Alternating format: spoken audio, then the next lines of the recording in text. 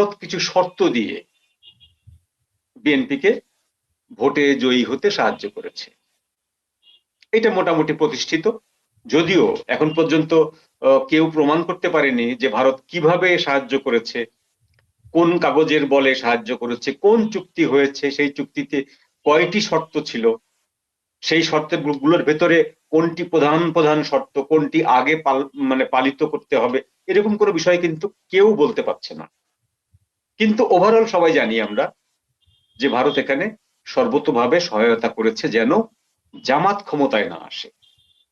এখন বিএনপির জায়গায় যদি আপনি সিএনপি ধরেন, তাতেও ভারতের কোনো আপত্তি নেই, জাতীয় পার্টি হলেও ভারতের কোনো আপত্তি নেই, যেহেতু আওয়ামী লীগ নেই এখানে, জামাতকে ঠেকাতে হবে। তো সেই জন্য বিএনপিকে কিছু শর্ত, আমি এই শর্তগুলোকে গায়েবী শর্ত বলছি, সেই গায়েবী শর্তগুলোর একটি হচ্ছে যে আওয়ামী লীগের নেতাকর্মীদেরকে অবিলম্বে ক্ষমতাসীন হওয়ার পরে ছেড়ে দিতে হবে,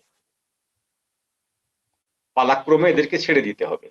আওয়ামী লীগের উপর থেকে যে নিষেধাজ্ঞা আছে সেটি তুলে দিতে হবে। এরপরে আওয়ামী লীগকে নিয়ে দেশকে একটি ইনক্লুসিভ বাংলাদেশ, অর্থাৎ আওয়ামী লীগ তাদের মতো রাজনীতি করবে, আপনারা আপনাদের মতো রাজনীতি করবেন, সবাই সবার মতো রাজনীতি করবে,